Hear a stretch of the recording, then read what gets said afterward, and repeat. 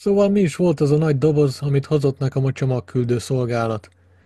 A címből meg a képből gondolom már kitaláltátok. Mi jött benne pontosan? A kisebb dobozban féktárcsa, akutöltő, pedálok, egy mobiltartó a kormányra, és egy jókora rugó, aminek az erősségét is lehet állítani. Kiszedtem mindent a nagy dobozból is, így néz ki. 80%-ban össze van szerelve, de azért volt még vele egy kis munka. Először felszereltem rá a kormányt, így néz ki felállítva. Itt nyílik az akku, van rajta egy ki-be kapcsoló gomb. A záró kulcs helye és a töltő bemenet, ami el van takarva. Ezen a ponton már rajta van az első kerék, és beleszereltem a rugót is. Utána már csak a lámpát és az első sárvédőt kellett rárakni. A járgány teljesen össze van rakva, így körbejárva mutatom, hogy pontosan hogy néz ki. Terepgumik, erős fékekkel, a csillogó féktárcsa is rajta van. Elől látható a lámpa és a felszerelt első sárvédő. A hátsó gumi a 3000-es motorral és a vastagított küllőkkel. Van hátsó féklámpa, az index is működik rajta.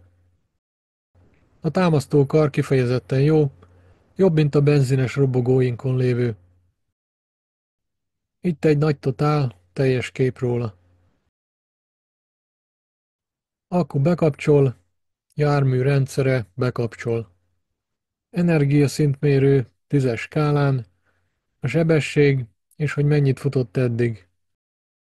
Meg az elektromos sebességbeállító 1-től 3-ig. A legelső teszt, bekapcsolás és próbaút.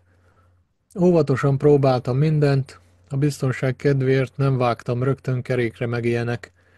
Sőt, közben jöttem rá arra is, hogy le volt róla véve a sebességkorlátozás.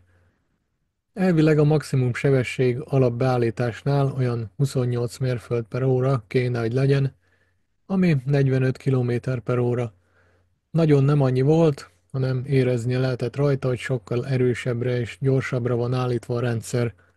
De gondoltam, hogy mindegy, a tesztelés az tesztelés, korlátok nélkül is ki kell próbálni, és meg kell mutatni. Úgyhogy kitekertem vele a köves útra.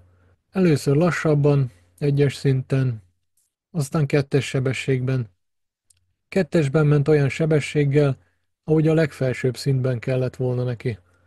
Itt a válasz arra a kérdésre, hogy mi neki a maximum, mi a top sebesség.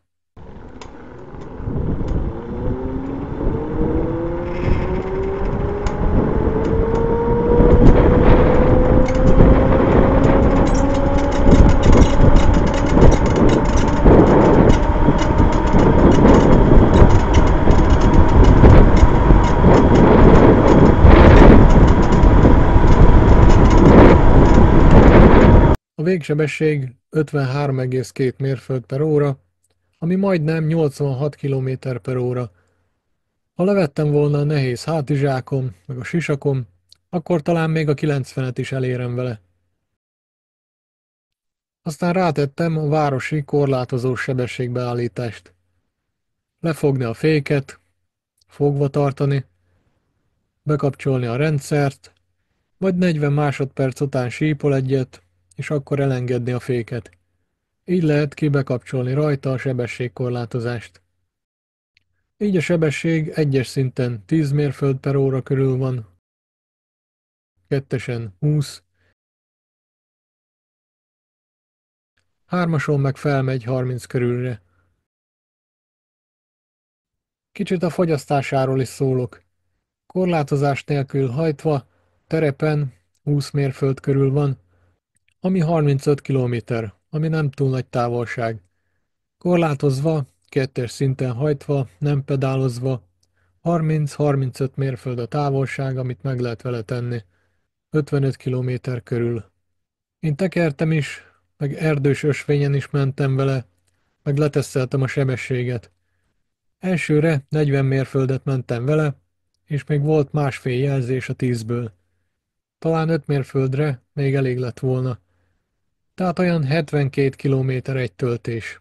Ha tekered, és ha nagyon takarékoskodsz. Persze függ a súlytól, hogy viszel-e magaddal valamit, nehéz hátizsákot, hogy fúj-e szembe a szél, hogy földúton mész-e, vagy ösvényen, homokban, sárban, köves úton, hóban, időjárás milyen, meleg van-e vagy hideg, van-e szembeszél, stb. Ez mind hatással van arra, hogy mennyi az energiafogyasztás. Az egyik oldalán mutatja a sebességhatárt meg hasonlókat, aki városon belül használja, az tartsa be a törvényeket, meg biztonságosan kerekezzen. A másik oldalán szintén erről van szó, városi mód, off-road mód, hol és hogyan használd a járművet.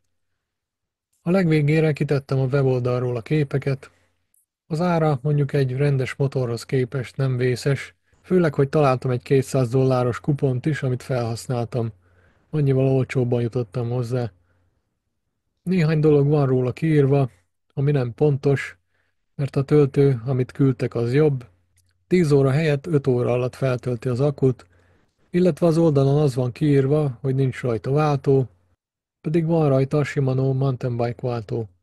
A másik ábrán kint van, hogy pontosan melyik részének mik a méretei. A legutolsón pedig a különbségeket lehet összehasonlítani a Pro, az alap X2-es és a motoros verzió között.